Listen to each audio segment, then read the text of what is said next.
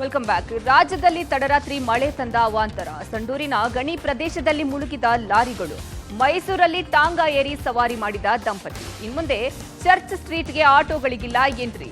Ambulance ಸುಗಮ ಸಂಚಾರಕ್ಕೆ ನಯಾ plan. ಎಲ್ಲದರ ಸಂಕ್ಷಿಪ್ತ ವರದಿ ಕರ್ನಾಟಕ ಟಾಪ್ 20ಯಲ್ಲಿ.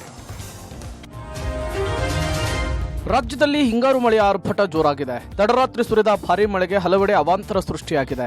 ಬಳ್ಳಾರಿ ಜಿಲ್ಲೆಯ ವಿವಿಧೆಡೆ ಮಳೆಯ ಆರ್ಭಟಕ್ಕೆ ಹಳ್ಳಕೊಳ್ಳಗಳು ಉಕ್ಕಿ ಹರಿತಾ ಇದೆ. ಭಾರೀ ಮಳೆಯ ಪರಿಣಾಮ ಸಂಡೂರಿನ ಗಣಿ ಪ್ರದೇಶದಲ್ಲಿ ಅವಾಂತರ ಸೃಷ್ಟಿಯಾಗಿದೆ. ಮಳೆ ನೀರಿನಲ್ಲಿ ನೂರಾರು ಗಣಿ ಲಾರಿಗಳು ಭಾಗಶಃ ಮುಳುಗಡೆಯಾಗಿದೆ.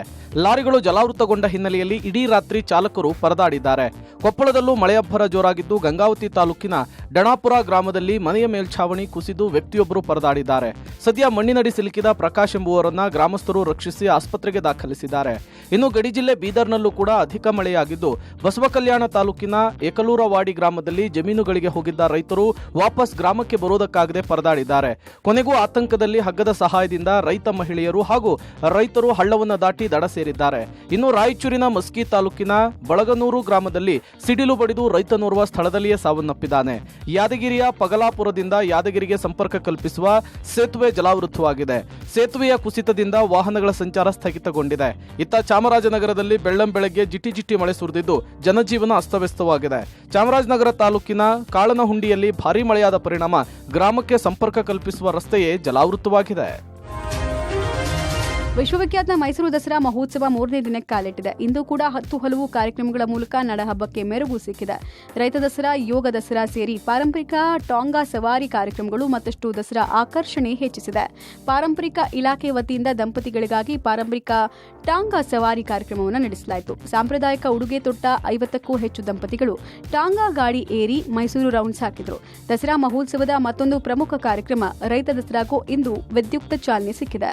ಮೈಸೂರಿನ ಕೋಟೆ ಆಂಜನೇಯ ಸ್ವಾಮಿ ದೇವಸ್ಥಾನದ ಮುಂಭಾಗದಿಂದ ಆರಂಭವಾದ ರೈತ ದಸರಾ ಮೆರವಣಿಗೆ ಕೃಷಿ ಸಚಿವ ಚಲುವರಾಯ ಸ್ವಾಮಿಯಿಂದ ಚಾಲನೆ ನೀಡಿದರು. ನಂದಿ ಧ್ವಜ ಸ್ತಂಭಕ್ಕೆ ಪೂಜೆ ಸಲ್ಲಿಸಿ ರೈತ ದಸರಾ ಉದ್ಘಾಟನೆ ಮಾಡಿದರು. ರೈತ ದಸರಾ ಮೆರವಣಿಗೆಯಲ್ಲಿ ಹಳ್ಳಿಕಾರ್ ಜೋಡೆತ್ತುಗಳು, ಎತ್ತಿನ ಗಾಡಿ, ಬಂಡೂರು ತಳಿಯ ಕುರಿಗಳು ಗಮನ ಸೆಳೆದವು. ಇನ್ನು ದಸರಾ ವಸ್ತು ಪ್ರದರ್ಶನದ ಆವರಣದಲ್ಲಿ ರಾಜ್ಯಮಟ್ಟದ ಯೋಗಾಸನ ಸ್ಪರ್ಧೆಯನ್ನು ಆಯೋಜನೆ ಮಾಡಲಾಗಿತ್ತು. ಯೋಗ ದಸರಾ ಉಪಸಮಿತಿ ವತಿಯಿಂದ ಆಯೋಜನೆ ಮಾಡಿದ್ದ ಸ್ಪರ್ಧೆಯಲ್ಲಿ 8 ರಿಂದ 65 ವರ್ಷ ಮೇಲ್ಪಟ್ಟ 700ಕ್ಕೂ ಹೆಚ್ಚು ಸ್ಪರ್ಧಿಗಳು ಭಾಗಿಯಾಗಿ ತೀರ್ಪುಗಾರರ ಮುಂದೆ ಯೋಗ ಪ್ರದರ್ಶನ ಮಾಡಿದ್ರು. ಸಿಲಿಕಾನ್ ಸಿಟಿ ಬೆಂಗಳೂರಿನ ಹೈಫೈ ಏರಿಯಾದಲ್ಲಿ ಚರ್ಚ್ ಸ್ಟ್ರೀಟ್ ಕೂಡ ಒಂದು. ಒಳಗೆ ಆಟೋ ಮತ್ತು ಸರಕು ವಾಹನಗಳ ಪ್ರವೇಶಕ್ಕೆ ಈಗ ನಿಷೇಧ ಹೇರಲಾಗಿದೆ. ಕಬ್ಬನ್ ಪಾರ್ಕ್ ಸಂಚಾರಿ ಪೊಲೀಸರು ಚರ್ಚ್ ಸ್ಟ್ರೀಟ್ಗೆ ಎಂಟ್ರಿ ಆಗುವ ಭಾಗದಲ್ಲಿ ಬ್ಯಾರಿಕೇಡ್ ಹಾಕಿ ಬ್ಯಾನರ್ ಹಾಕಿದ್ದಾರೆ. ಆಟೋ ಮತ್ತು ಸರಕು ವಾಹನಗಳ ಓಡಾಟದಿಂದ ಸಾರ್ವಜನಿಕರು ಓಡಾಡದ ಪರಿಸ್ಥಿತಿ ನಿರ್ಮಾಣ ಆಗಿ ಟ್ರಾಫಿಕ್ ಜಾಮ್ ಉಂಟಾಗ್ತಿದೆ.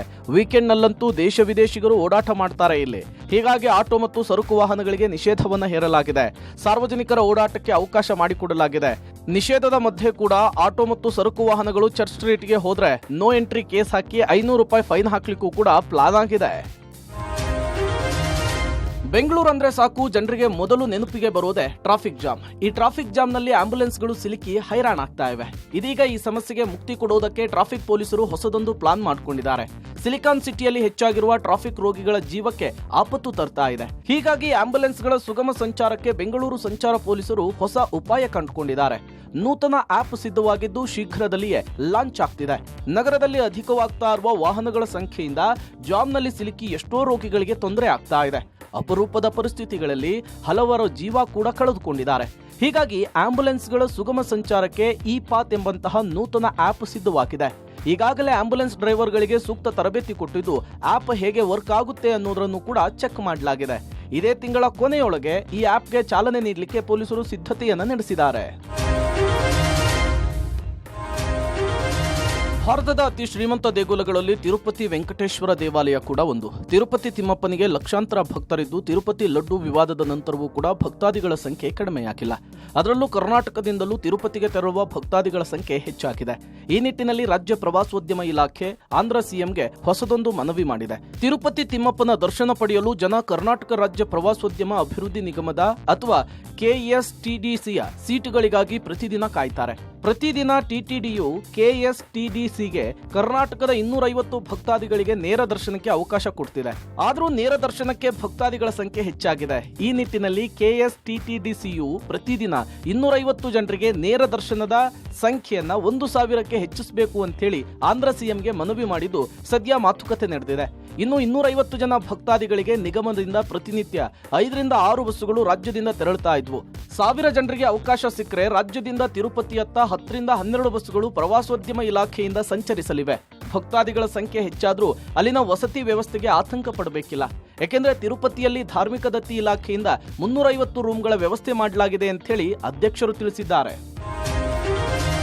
ಲೆಬನಾನ್ನಲ್ಲಿ ಇಸ್ರೇಲ್ ಪಡೆಗಳ ಸೇನಾ ಕಾರ್ಯಾಚರಣೆ ಮುಂದುವರೆದಿದೆ. ರಾಜಧಾನಿ ಬೈರೂತ್ ಉಪನಗರದ ಮೇಲೆ ತಡರಾತ್ರಿ ನಡೆಸಿದ ದಾಳಿಯಿಂದಾಗಿ ಸಾವಿರಾರು ಮಂದಿ ಪಲಾಯನಕ್ಕೆ ಬಳಸ್ತಾ ಇರುವ ಲೆಬನಾನ್ ಹಾಗೂ ಸಿರಿಯಾ ನಡುವಿನ ಪ್ರಮುಖ ಗಡಿ ರಸ್ತೆ ಬಂದ್ ಮಾಡಲಾಗಿದೆ. ತಡರಾತ್ರಿ ಬೈರೂತ್ ಉಪನಗರಗಳ ಮೇಲೆ ಈ ದಾಳಿಯ ವೇಳೆ ಆಕಾಶದಲ್ಲಿ ಭಾರೀ ಹೊಗೆ ಹಾಗೂ ಜ್ವಾಲೆಗಳು ಗೋಚರಿಸಿದ್ವು.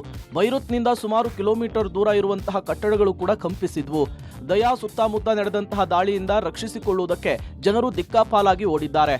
ಹಿಜ್ಬುಲ್ಲಾ ಬಂಡುಕೋರ ಸಂಘಟನೆಯು ಗುಪ್ತಚರ ಪ್ರಧಾನ ಕಚೇರಿಯನ್ನು ಗುರಿಯಾಗಿಸಿಕೊಂಡು ಮಧ್ಯರಾತ್ರಿ ದಾಳಿ ನಡೆಸಲಾಗಿದೆ ಅಂತೇಳಿ ಇಸ್ರೇಲ್ ಹೇಳಿದೆ. ದಾಳಿಯಲ್ಲಿ ಮೃತರಾದವರ ಸಂಖ್ಯೆಯನ್ನ ಇಸ್ರೇಲ್ ಇನ್ನೂ ಬಹಿರಂಗಪಡಿಸಿಲ್ಲ. ಆದರೆ ಕಳೆದ 24 ಗಂಟೆಯಲ್ಲಿ 100 ಹಿಜ್ಬುಲ್ಲಾ ಹೋರಾಟಗಾರರನ್ನ ಕೊಲ್ಲಲಾಗಿದೆ ಅಂತೇಳಿ ಇಸ್ರೇಲ್ ಹೇಳಿಕೊಂಡಿದೆ.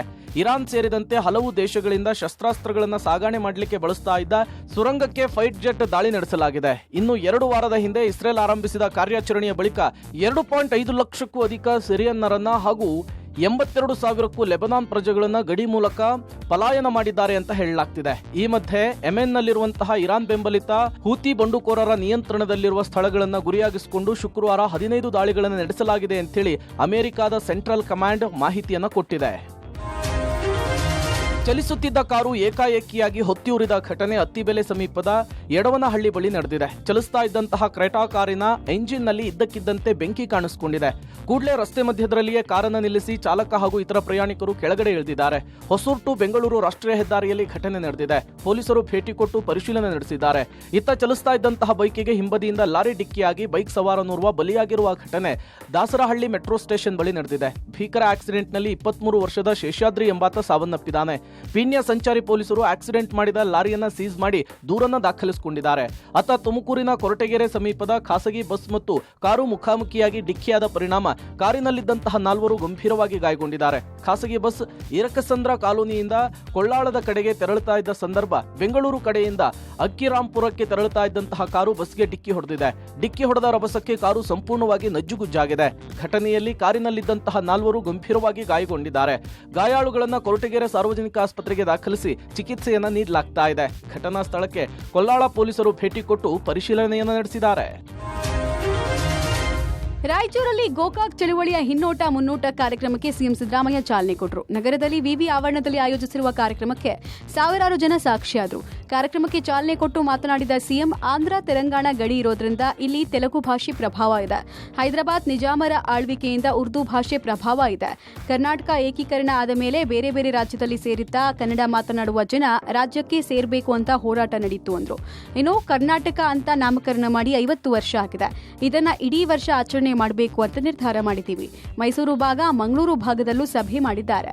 ರಾಯಚೂರಿನಲ್ಲೂ ಮಾಡ್ತಾ ಇದ್ದೀವಿ. ಕರ್ನಾಟಕ ಹೆಸರಾಯಿತು, ನಮ್ಮ ಉಸಿರಾಗ್ಲಿ ಅನ್ನೋದು ನಮ್ಮ ಘೋಷವಾಕ್ಯ ಎಂದು ಹೇಳಿದ್ರು. ಕಡತಗಳ ಮೇಲೆ ಕನ್ನಡದಲ್ಲಿ ಸಹಿ ಮಾಡೋಕೆ ನಾನು ಅವತ್ತು ಪ್ರಾರಂಭ ಮಾಡಿದ್ದು, ಈಗಲೂ ಕನ್ನಡದಲ್ಲಿ ಸಹಿ ಮಾಡ್ತೇನೆ. ಟಿಪ್ಪಣಿಗಳನ್ನ ಕನ್ನಡದಲ್ಲಿ ಬರಿತೀನಿ. ಇಂಗ್ಲಿಷ್ ಕಲಿಯೋದು ಬೇಡ ಅನ್ನೋದಿಲ್ಲ.